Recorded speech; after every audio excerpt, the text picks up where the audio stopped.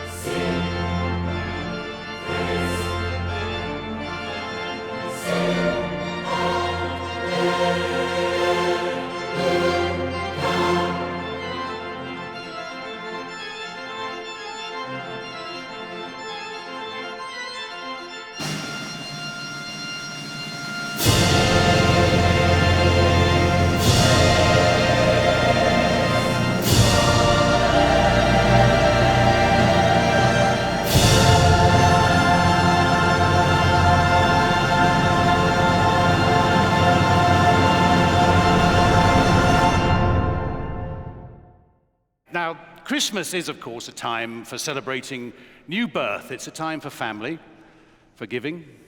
And in my house, anyway, we always raise a toast to absent friends, to those we have lost. And we share stories about them, bringing them back to life in our memory. And the account I want to share with you this Christmas season is just such a story. It's about a family who, in the darkest moments of life, found the hope and peace we associate with this season, the true spirit of Christmas, how it transformed them and also has blessed this world.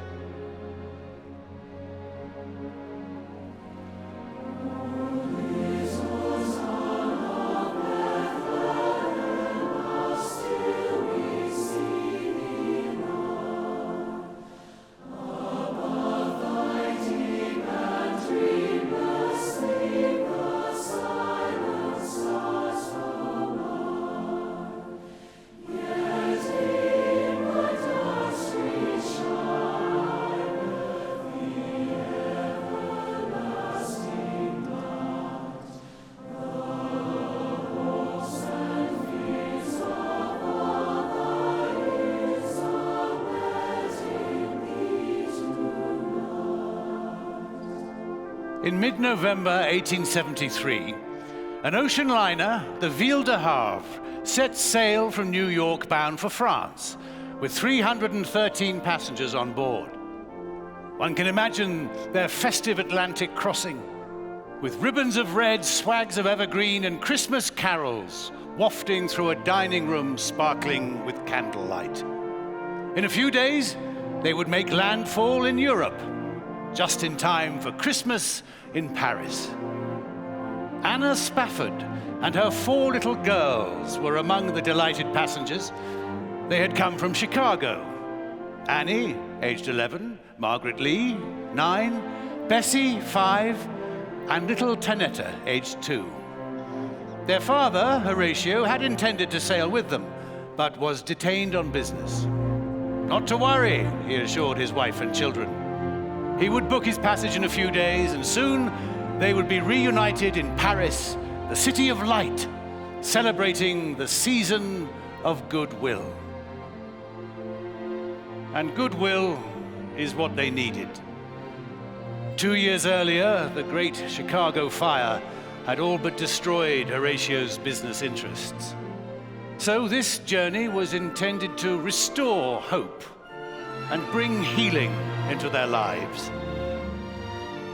Once on board the ship on the evening of November the 22nd, Anna and her girls knelt down, said their prayers, and fell asleep, dreaming of the Yuletide festivities to come. But at about 2 o'clock in the morning, they were suddenly jolted awake in their berths. Despite a clear, starry sky, the Ville de Havre had inexplicably collided with the Loch Earn, an iron-hulled Scottish clipper. Lifeboats quickly filled with people. Many passengers leapt into the icy waters. Anna tried desperately to keep her children together, but the 2 eldest became separated in the confusion. Just 12 minutes after the impact, a wave washed over the deck, and Anna was drawn under, together with her 2 youngest daughters. She held on to 5-year-old Bessie until her strength gave out. Her last memory was of 2-year-old Tanetta in her lace nightgown, torn from her grasp, getting smaller and smaller, until she too finally disappeared. Later, the crew of the Loch Earn found Anna unconscious, floating on a wooden plank. When the ship docked in Wales, Anna sent a telegram to her husband. It read, "Saved alone. What shall I do?" Horatio immediately sailed from New York. He wrote to a friend, There is just one thing in these days that has become magnificently clear. I must not lose faith. 4 days into his voyage, on a Thursday evening, the captain summoned Mr. Spafford to the foredeck. By the crew's calculations, they were nearing the very place where Anna's ship had gone down, taking with it their 4 daughters, now resting some 3 miles below. But Horatio refused to look down. I did not think of our dear ones there, he later recounted. Instead, he gazed out across the rolling waves and up into moonlit sky. There and then, he began to formulate a simple expression of his faith, a verse that would become a hymn. When peace, like a river, attendeth my way, when sorrows like sea billows roll, whatever my lot, thou hast taught me to say, it is well. It is well with my soul. Only a few weeks earlier, in the same place on the open sea, Anna had experienced a similar awakening. After her rescue, when she'd regained consciousness, she was overcome with despair and simply wanted to throw herself back into the ocean. What was life worth now? What could it ever be without her children? But then, it was as if she heard a voice in her mind and her heart. You are spared for a purpose, Anna. You have a work to do.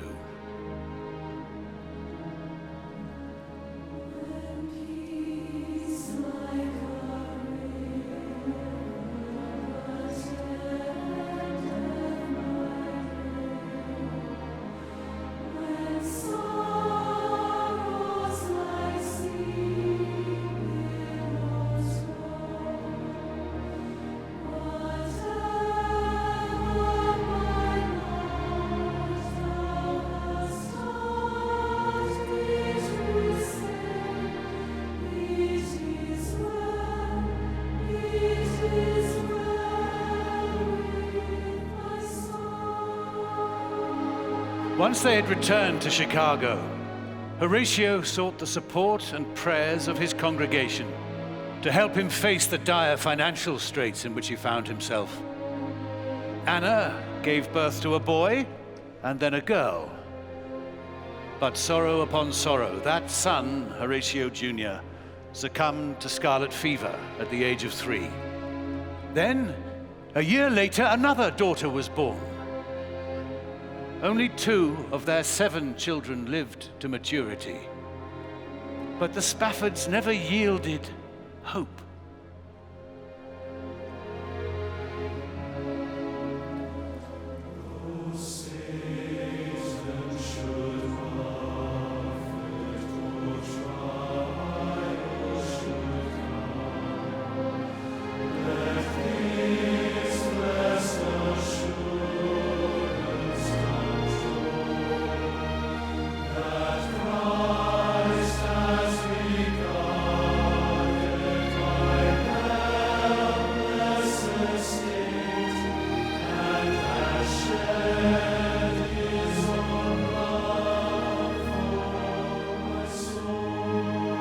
Through that harrowing Christmas season of 1873, the Spaffords became even more certain that God loves all his children, whoever they are, and whatever tribulations they may suffer. In 1881, the family moved to Jerusalem and established there an American colony not far from the little town of Bethlehem. We celebrated Christmas. Although deeply religious, their purpose was not to proselytize, but to serve people of all backgrounds, relieving the effects of poverty disease and strife wherever it was found. 7 years later, Horatio himself died. Grieving once again, Anna Spafford had every reason to give up, but she did not. Every life has contradictions and imperfections, and hers was no exception. But when it mattered most, in her most profound spiritual crisis, when all seemed lost, Anna found the strength to move forward and to turn outward, to continue the work she and her husband had begun. And the seed of service which they had planted bore sweet fruit indeed. In time, their daughter Bertha expanded the Spaffords' humanitarian work with the simple intent of rescuing those who had experienced the shipwrecks of life as they had. During World War I, she led the way in organizing soup kitchens for refugees. She also oversaw hospitals for wounded soldiers on all sides of the conflict. One Christmas Eve, on her way to Bethlehem, Bertha met a Bedouin man, his ailing wife, and their newborn son traveling to Jerusalem by donkey. Later, Bertha wrote, "Here stood before me a rustic Madonna and babe, and similar to Mary's plight, there was no place for them to stay." By the next morning, the mother had died, and Bertha was asked to take care of the child. She agreed. She named the little boy Noel. And within the week, she had taken in 2 more orphaned babies. And so began the Spafford family's most enduring charitable work, a hospital for children. She explained, "We make no distinction in nationality or creed, the only requirement being that people absolutely need our help." And some of the Spafford's charitable work continues to this day in the children's center that bears the family name.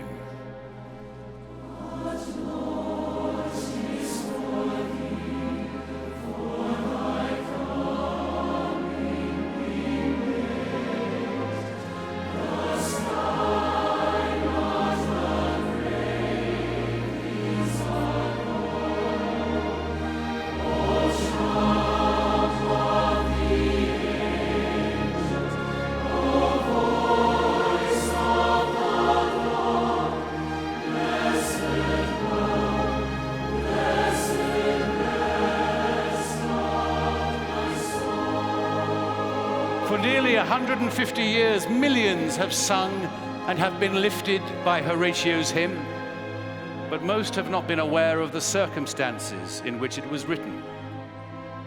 But they have been strengthened by its universal message.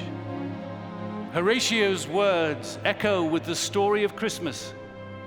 A child was born in Bethlehem, bringing peace on earth and goodwill toward men. Because of him, and through his example, the human spirit can rise above tragedy. Whenever, however, we suffer our own night of sorrow, God's love does shine in the darkness. Hope can heal the wounded soul, and the Christmas work of giving, of loving, serving, and of rescuing is ours, if we choose to make it so. And as we do, we join with saints and angels to rejoice and sing. It is well.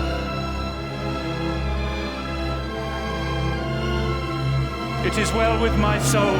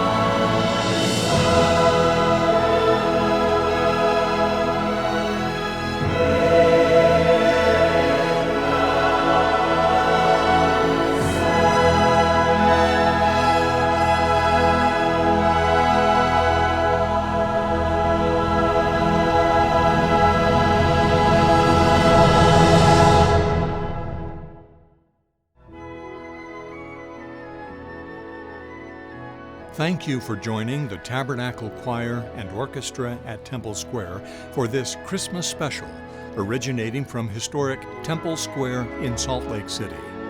Please join us again for music and the spoken word. Until we meet again, may peace be with you this day and always.